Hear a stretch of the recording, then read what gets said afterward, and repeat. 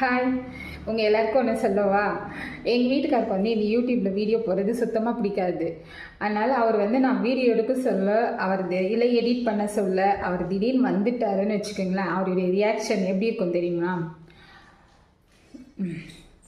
ஒன்றும் சொல்கிறதுக்கு இல்லை, எல்லாத்தையும் வீடியோ எடுப்பியா? பைத்தியமாகவே ஆயிட்டியா? நைட்டிலெல்லாம் வீடியோ போடுறியா? ஒன்றும் சொல்கிறதுக்கு இல்லை, சொல் பேச்சு மதிக்கலைன்னு ஆயிடுச்சு. என்ன பண்ணுறது? என்னைக்கு கோபம் வருதோ எனக்கு தெரியல.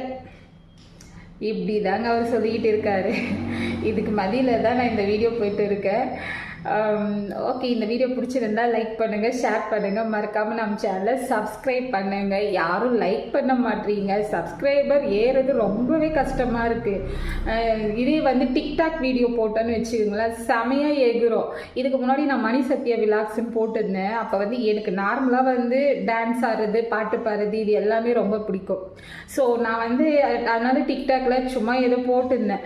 ஆனால் அது வந்து சுத்தமாக பிடிக்காது. இப்படியே பேசி பேசி அதை சேனலை ஊற்றி மூட வச்சுட்டாங்க. சரி, ஓகே, அது வந்து ஒரு ஃபோன் வந்து தொலைஞ்சிச்சு மேரேஜில், அதனால் அந்த ஐடி வந்து மிஸ் ஆயிடுச்சு எனக்கு. ஸோ அதனால் அந்த சேனல் அப்படியே விட்டுட்டு நான் அதே பேர்லேயே நான் திரும்ப ஸ்டார்ட் பண்ணதான் தப்புன்னு நினைக்கிறேன். ஒன்று நேமாவது நான் மாற்றிருக்கிறோம். என்னுடைய ஜாதக பேர் வந்து மகாலட்சுமி. ஸோ அந்த மகாலட்சுமினாவது பேர் வச்சுருக்கணும்னு நினைக்கிறேன். மணி மகான்னு வச்சுருக்கலாம் போல். சரி, இப்போவும் இதே மாதிரி தான் சொல்லிட்டு இருக்காங்க. இருந்தாலும் இந்த தடவை எந்த தடவை வந்தாலும் நம்ம வந்து ஃபோனை பத்திரமா வச்சுக்கணுன்றதில் மட்டும் கவனமாக இருக்கேன்.